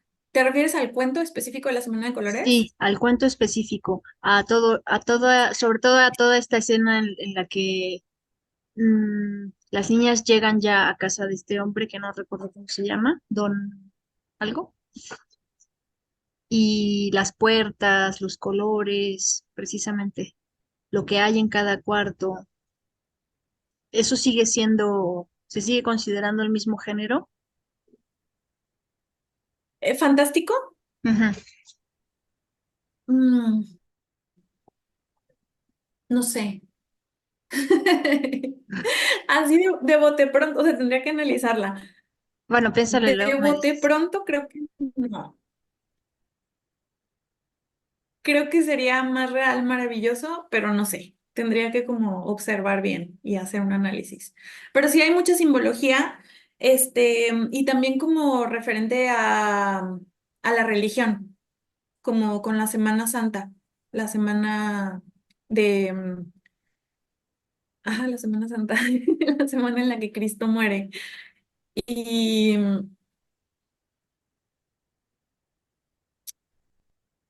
y claro, o sea, no. Lo interesante del cuento es como al final te das cuenta que el personaje realmente lleva muerto por mucho tiempo, ¿no? Entonces, las niñas vieron a un fantasma, Ujú. pero no solo vieron al fantasma, sino que vieron a este tratante de mujeres que tiene encerradas y que explota laboralmente para, ¿qué es? La producción de telas, me parece, ¿no? Ay, no me acuerdo. Creo que las tienen como encerradas en un cuarto diferente y trabajando con telas. Y cada cuarto es un color de una tela distinta, algo así. Entonces, de algún modo, es gracias a las niñas como, y a la travesura de esas niñas de entrar en una casa que no les pertenece y que no deberían de estar ahí, que el pueblo se da cuenta, uno, que el hombre ya se murió y que lleva muerto ahí apestado en esa casa durante no sé cuánto tiempo, y que ese hombre era un traficante. Acabas de decir la Entonces, bueno, religión. desde luego hay el tema de la violencia. Sí, el tema de la violencia está, ¿Cómo? el tema de la violencia está casi siempre, si no es que siempre, en Elena Garro, pero el de la religión, no sé si siempre. ¿Qué tanto determina? Sí, ¿Mm? yo ¿Sientes creo que es muy que determinante? mm, mm, creo que el tema de la religión está siempre considerado como parte de la cultura mexicana que ella trata como de em, expresar en las imágenes y en los personajes. O sea, Los Recuerdos del Porvenir es un pueblo que está perdido y que de algún modo se atravesó la guerra cristera. Entonces, también ahí está como el componente religioso. Em, Igual, en La culpa es de los tlaxcaltecas, pues es como, quizá no la religión así vista, pero como el antes y el después de la conquista es también como un determinante religioso, ¿no? Con respecto a la figura de esposo que debe adquirir o no una mujer, las posibilidades que debe tener o no una mujer en el espacio público, el momento en el que el hombre indígena, el primo marido, los pasajes en donde está con el primo marido en medio de la guerra de Tenochtitlán, no nos no refiere como a un ordenamiento de la vida de las mujeres con respecto a lo privado, como occidentalmente hoy en día sucede. Y, ¿no? O sea, me refiero a que las mujeres están también ahí en la batalla. Ves a Sí. mujeres, ves a niñas, ¿no? En este pasaje. Y ese ordenamiento entre lo público y lo privado, pues finalmente es un ordenamiento de la cultura de género que llega con la colonización y con el elemento religioso de conquista. Y entonces en el mundo contemporáneo, cuando ella relata su vida desde los 60, ella no tiene la posibilidad de salir si no es con el marido o con la suegra, ¿no? Es su viaje, el viaje en carretera a Guanajuato, lo hace con la suegra, no viaja ella sola. En ningún momento se le permite estar sola desde el mundo moderno. En cambio, en el mundo prehispánico sí tiene la posibilidad de estar sola, lo cual es muy interesante porque nos habla también de cómo, pues sí, esta división, digamos, de tareas y de roles de género es una división de la modernidad y es una división occidental.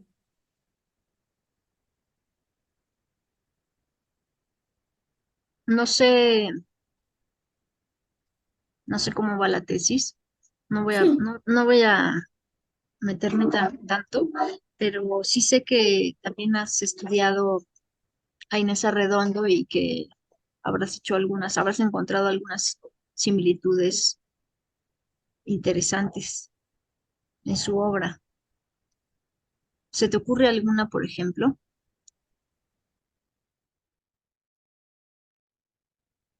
Ajá. Ella está considerada más dentro del terreno de la literatura de lo insólito, por poner como la categoría teórica de las letras. Eh, pero, pero sí, o sea, las estrategias que también hay muchos temas de violencia, ¿no? A lo largo de su obra, también de homosexualidad reprimida, que también es como una similitud, ¿no?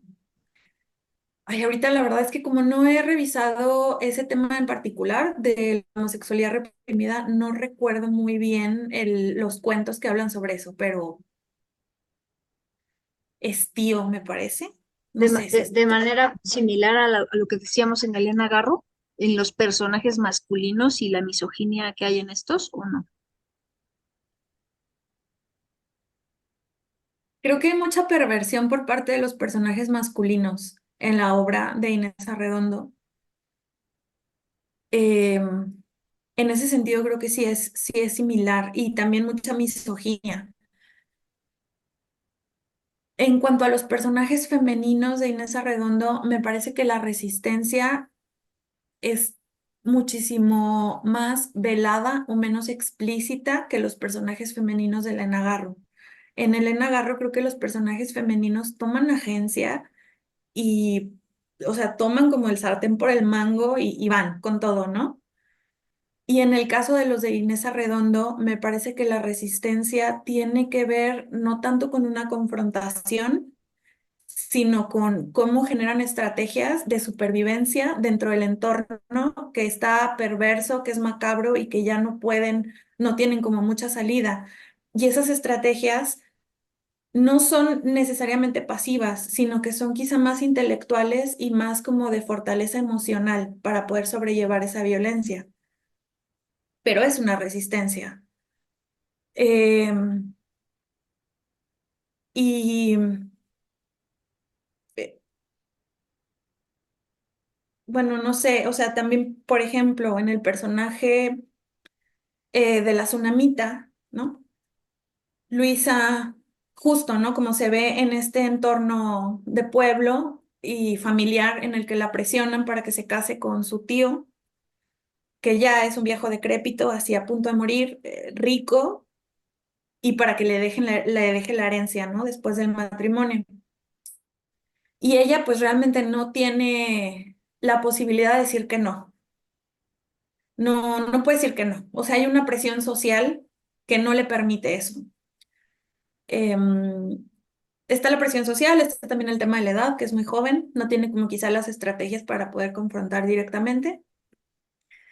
Pero de algún modo su resistencia precisamente radica en generar justo como esta escisión con su cuerpo, ¿no? Para que la situación perversa de la violación no la trastoque o no la vuelva loca, ¿no? Y además es un cuento que igual, ¿no? Como desde la crítica literaria siempre se ha visto como erótico, lo cual a mí me ¿Para parece quién? muy perverso, muy cabrón. Siempre se ha leído igual desde una perspectiva filosófica con respecto a esta relación entre Eros, Tánatos, vida, muerte. En ese sentido lo argumentan como que es erótico, porque hay una relación entre el Eros, que es la vida, la lucha por la vida, y Tánatos, que es la muerte, ¿no? Entonces, desde una mirada como filosófica o intelectual tiene sentido, pero si hacemos una lectura hoy en día, con la conciencia de género que tenemos hoy en día, esa lectura, ¿no? De los 60, 70, pues ya no resulta como muy actualizada ni como muy pasable, ¿no? Porque, claro, el término erotismo ya no tiene que ver con eso, ya lo asociamos con otras cuestiones. Em, y erótico, pues, o sea, realmente se está representando una violación entre un hombre mucho mayor de edad, con un privilegio también de clase, con poder económico, que atrapa a esta niña porque quiere tener como sus últimos momentos pues sí, de relaciones sexuales antes de morir, ¿no? Y de poder sobre todo, ¿no? Como de esta es mía. Sí, de poder sobre el cuerpo de ella. Y lo que es interesante es como también, por ejemplo, en este caso el personaje, eh, su resistencia también radica en la virginidad, que quizás es una lectura que desde un feminismo radical me dirían, no, ¿qué te pasa? ¿Cómo puedes decir que la virginidad es una resistencia, ¿no? Pero yo sí lo sostengo. Creo que, o sea, el personaje desde el minuto uno en el que va relatando cómo llega al pueblo, lo primero que dice es que ella siente las miradas de los hombres encima de ella, ¿no? O sea, sabe que es como un asunto de poder por parte de los hombres hacia el cuerpo de las mujeres. Vírgenes. Sabe que está en una situación de vulnerabilidad, vírgenes, ajá. Y de algún modo ella utiliza la virginidad como una estrategia para alejar a esos hombres, ¿no? Entonces, cuando las mujeres no tienen la posibilidad, es muy interesante porque es también como una mirada social muy atinada. Cuando las mujeres no tienen la posibilidad de resistir desde la confrontación directa, cuando no tienen la posibilidad de salir de esos espacios, pues las estrategias quizás son otras. Y en ese sentido, la virginidad puede ser una resistencia.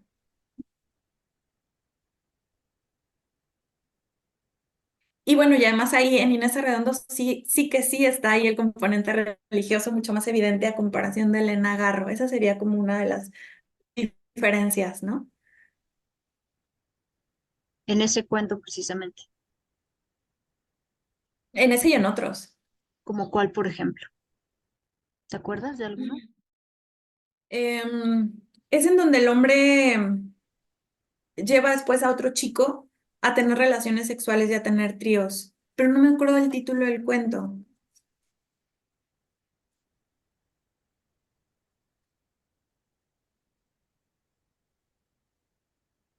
Bueno, ¿Y qué hay de Dios pero... subterráneo? Ah, espera, te quiero contar de otro. En donde se ve también claro el elemento religioso, ¿no? En el cuento de Mariana, Ujú. ¿ese lo has leído? Es de la chica que está en el Sí, internado y justo está como en una escuela pues de monjas, ¿no? Entonces también es como el tema de em, la pulcritud sobre el cuerpo femenino, lo que debe ser, lo que no debe ser, las reglas sociales.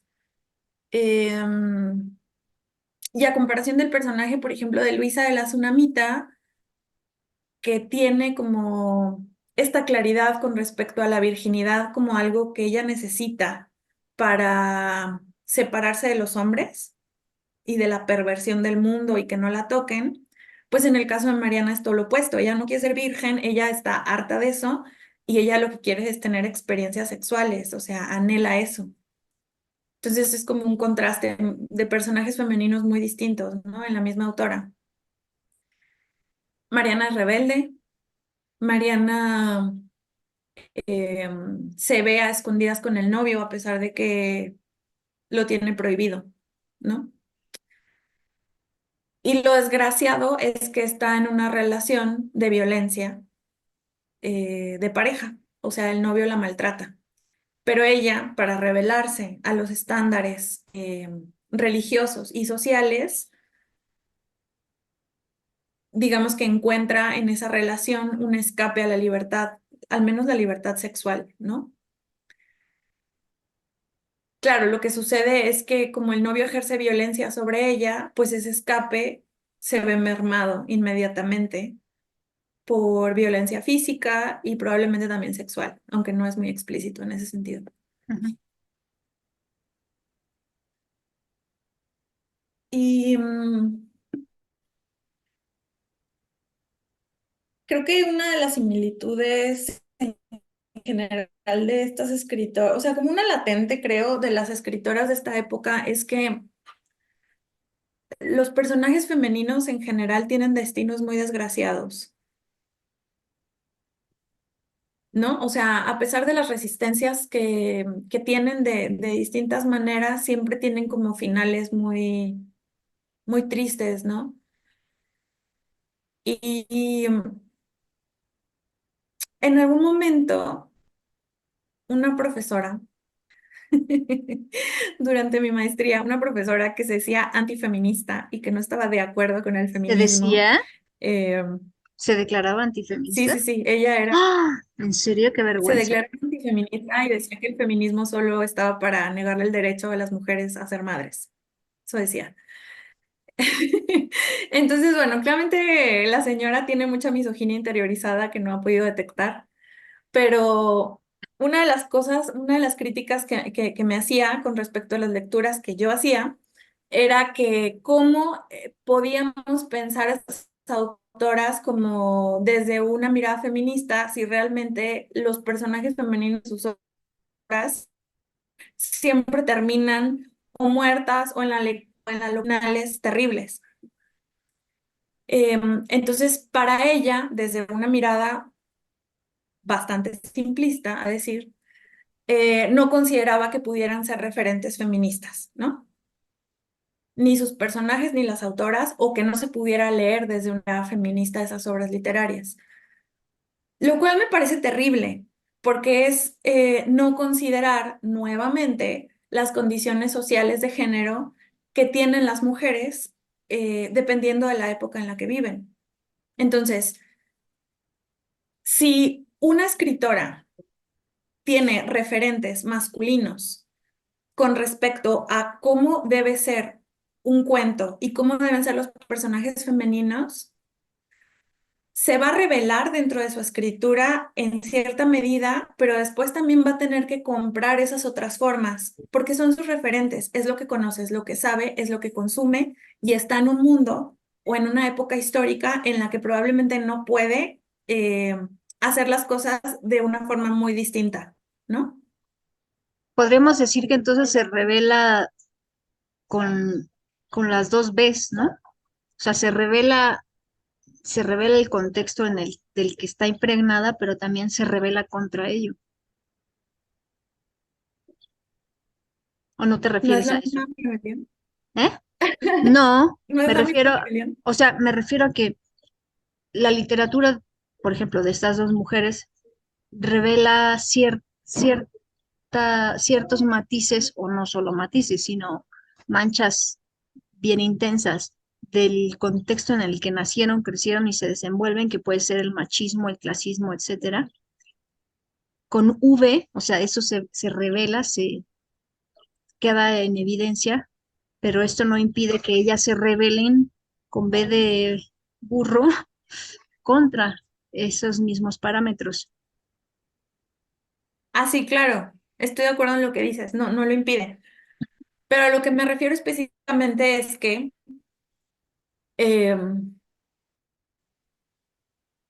a ver, históricamente es un hecho que las mujeres hemos tenido un largo de la historia, ¿no?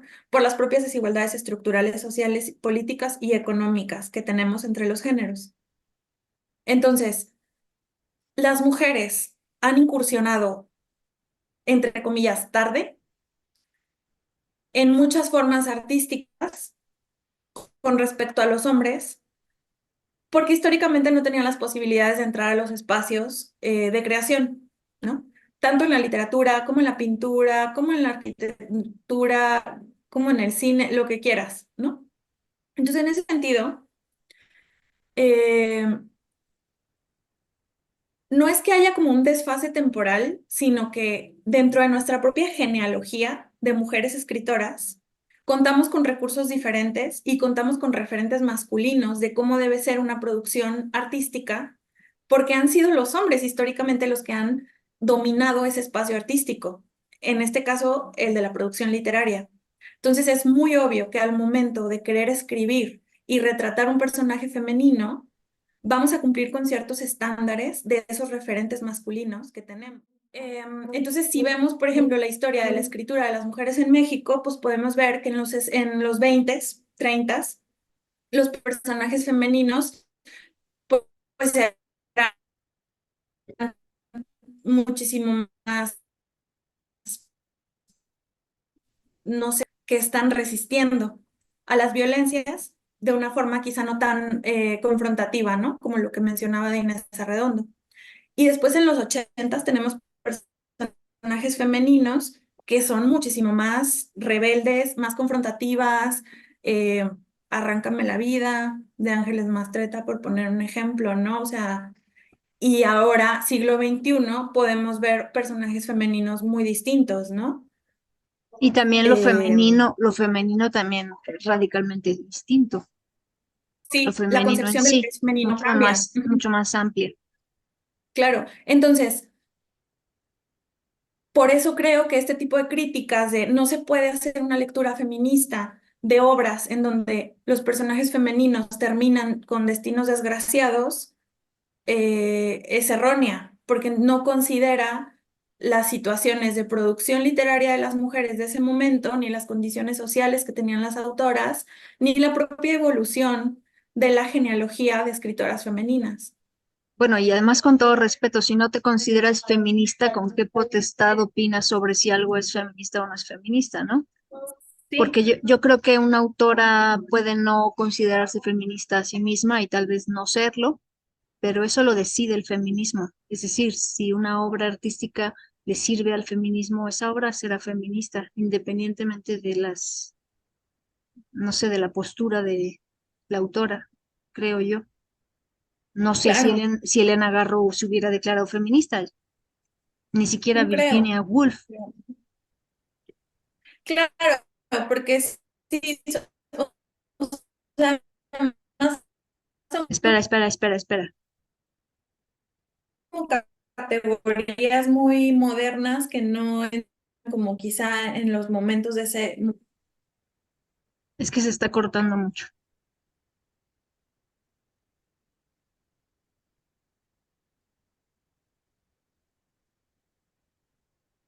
¿Puedes repetir lo de las categorías? Ah, sí, no, eso, o sea, como que creo que la clasificación o la categoría como de decir feminista, eh, quizás anacrónica, ¿no? Porque tiene que ver como con este momento histórico, ¿no? O sea, es algo como muy moderno que quizá esas autoras en ese momento no lo estaban pensando desde ahí, pero la perspectiva y la lectura, o sea, ponerte los lentes violeta y poder tener esa perspectiva feminista para poder leer a las mujeres, tiene que ver justo como con entender las condiciones de posibilidad que tienen en tanto mujeres para crear arte y cómo dentro de esas condiciones existe o no existe un cuestionamiento hacia esa realidad. Ujú. Y en ese sentido, que esa autora no se haya enunciado como feminista. Ujú. Yo no creo que Elena Garro fuese o se considerase ni feminista, ni mucho menos ecofeminista, ni ir más lejos. Sin embargo, eh, bueno, acude a ciertos recursos, por ejemplo, en el caso de los perros, hacer ciertas comparaciones. Voy a leer un cachito, ya nos quedan unos minutejos. Voy a leer un cachito de reencuentro de personajes. Me voy a saltar el nombre del mercado porque no lo sé pronunciar. Dice, Dios mío, nunca imaginé estar mezclada en un asesinato. La palabra misma era abominable. Había llegado a una situación límite y ante aquel acto espantoso no tenía defensa. Trató de imaginar cómo habían matado a Frank. Uy, ya estoy spoileando. No, esto no lo voy a poder poner.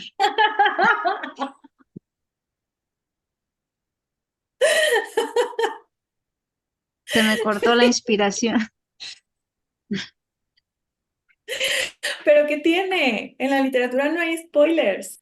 Lo ¿No? importante no es cómo termina una historia, sino cómo se conforma y se hace historia. Y recordó el mercado con sus millares de seres, con sus millares de reses abiertas en canal, colgadas de enormes garfios de hierro. El espectáculo era tan atroz que durante muchos días se sintió abatida.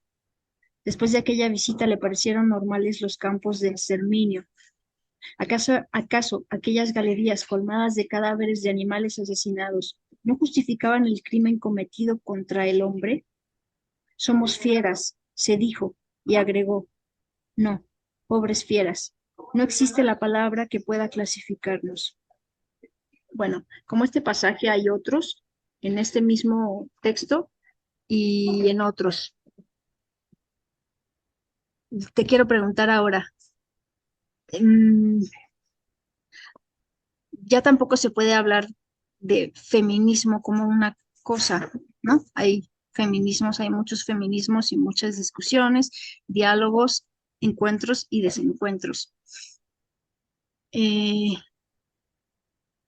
Tú que estás tan enfocada en el tema de la violencia de género y en relación mucho al cuerpo también, mm, ¿sientes en ti una apertura solamente como a pensar, a considerar estos mismos?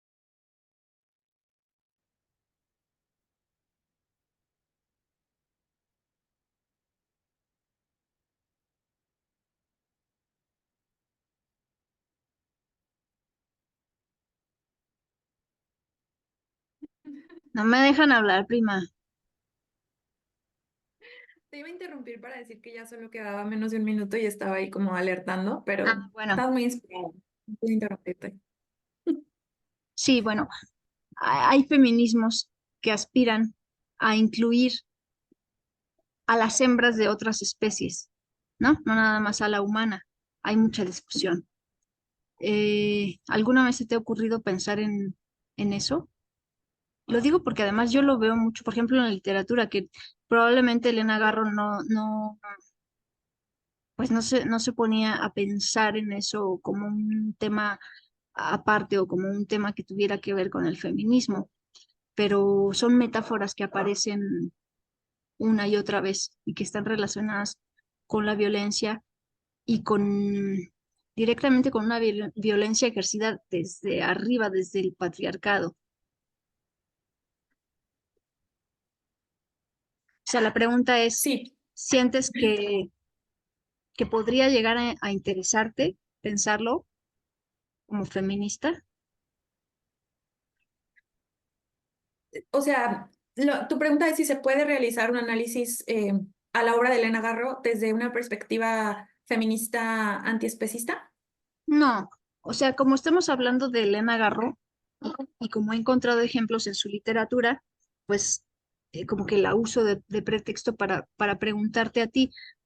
Sé que sí se pueden hacer estos análisis, o bueno, creo que sí se pueden hacer, pero mi pregunta sería más simple. Mi pregunta sería si, y te lo pregunto porque es un tema un poco espinoso, ¿no? O sea, hay temas que son difíciles de tocarse y creo que los temas más difíciles de tocarse son los que hay que tocar.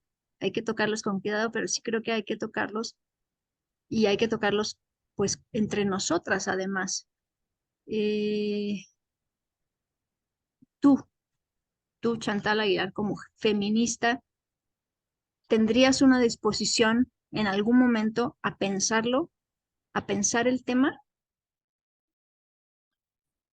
Espera, es que se trabó otra vez. Orientado como, ¿Cómo? ¿ya me escuchas? Sí,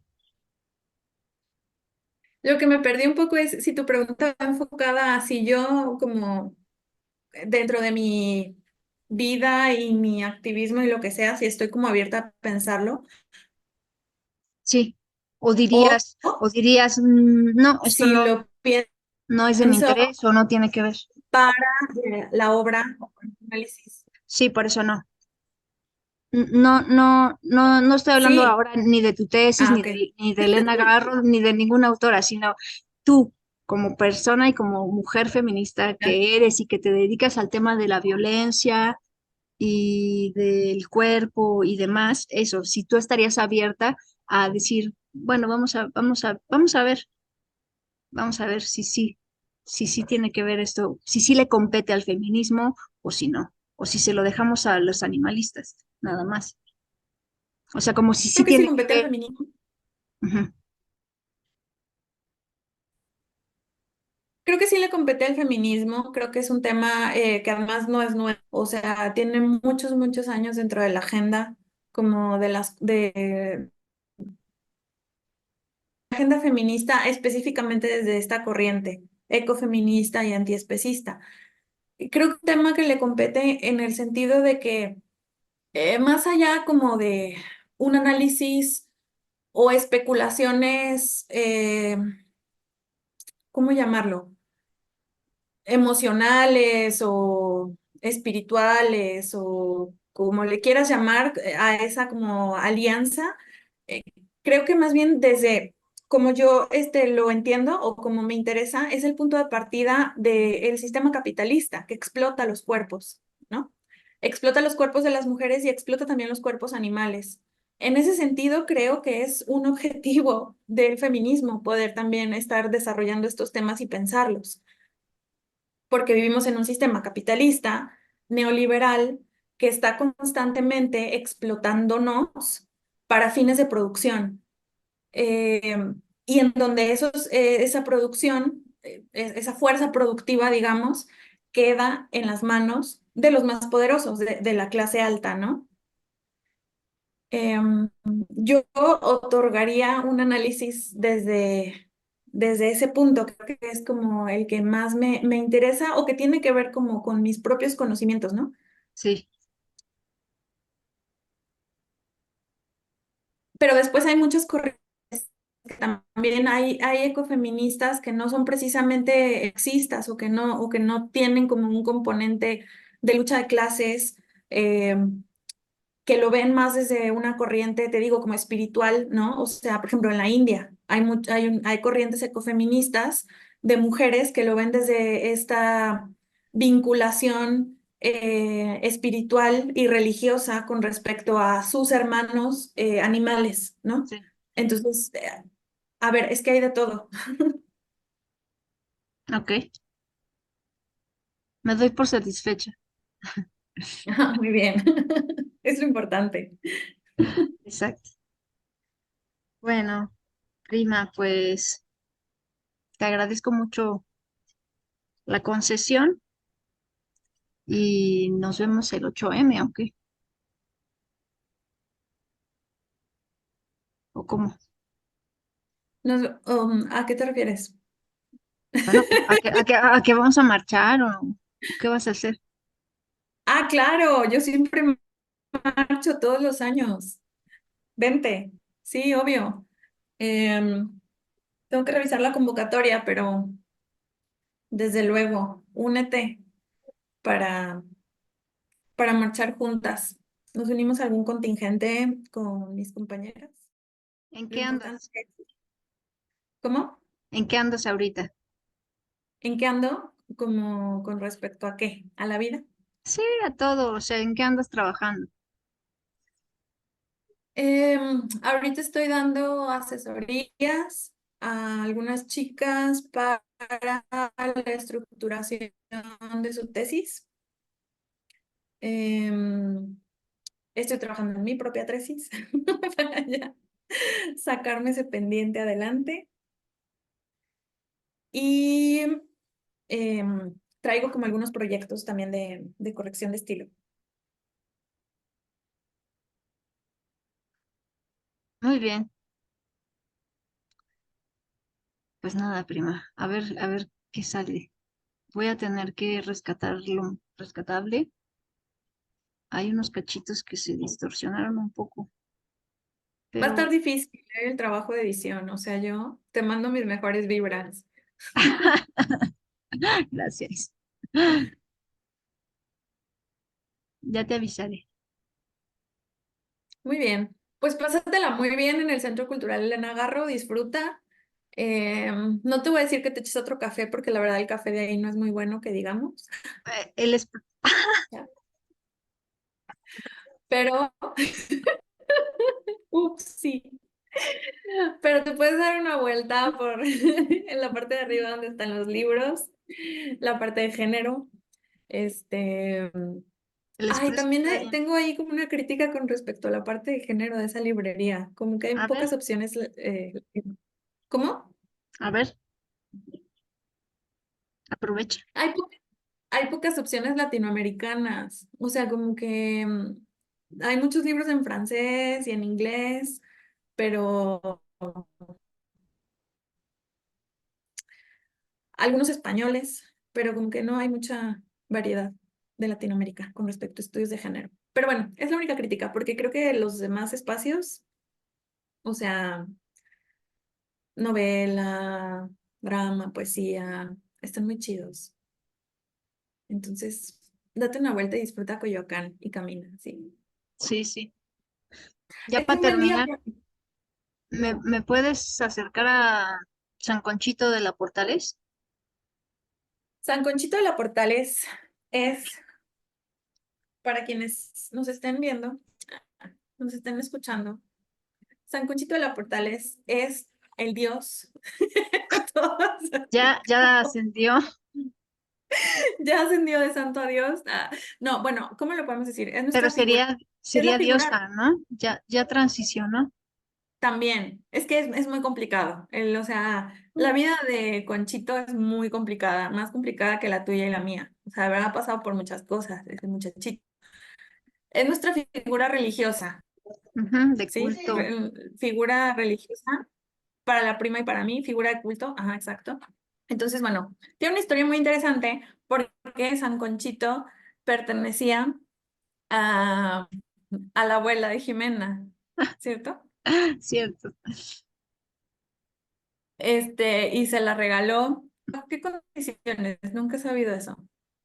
¿En qué condiciones? Ahora te voy a entrevistar. Yo tengo Claro, o sea, tengo grandes lagunas en mi memoria, pero yo creo que yo estaba viviendo con mi abuela en ese entonces.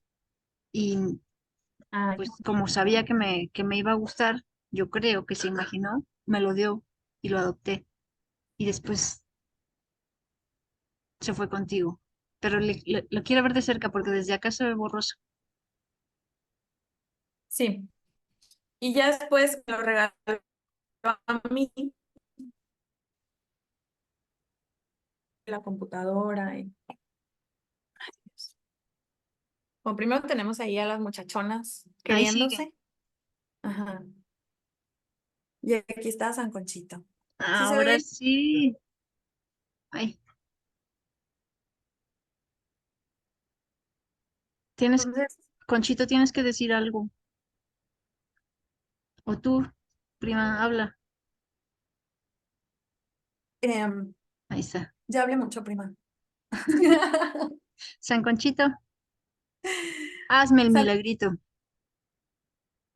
sí, San Conchito les desea Prima, pero lo tienes que echar. una buena Moneditas. tarde. Le tengo que echar, no, porque ya, o sea, me di cuenta que San Conchito es medio cabrón, No, no, porque la cabrona es otra. No le debes de sacar el una le dinero. echa moneditas y después no te permite. Pues claro que no te permite, entonces ¿cómo vas a ahorrar? Tienes que echarle y echarle y Sí, porque a echarle. veces una está, ya, pero es que una anda a veces en urgencias económicas y necesita poder tener la posibilidad de sacar dinero y San Eso, Conchito no te lo eso permite. no O es sea, culpa de San Conchito. Tienes que está muy administrarte cabrón mejor. porque yo no sabía eso. Yo le empecé a meter monedas y en una urgencia se las quise sacar y no se puede. El Claro, corcho está tan duro. Pero entonces yo no sé en qué momento, o sea, porque además es esto, ¿no? Ya transicionó, ya es como de San Conchito a San Conchita, no sé muy bien, es como género fluido. Ya, ándale. entonces, bueno, aquí su culito, aquí está su nombre, Concho, que se vea que no estamos inventando nada, realmente ese es su nombre originario, ¿no? O sea, de bautizo, No sé si se va a ver, pero bueno, ¿no? más o menos. Se ve un poco borrosillo. Concho. Ahí está, ahí está.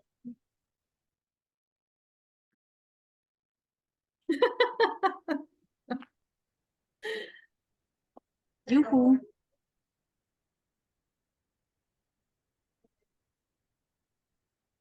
yujú. Bueno, Esto ya está ¿ya me muy... escuchas? Bueno, pues nada, damos por terminada la sesión. Qué cosa. Creo que no hay muy buena señal, prima. Pero bueno, algo saldrá de aquí. Sí. Muchas gracias. No, gracias a ti.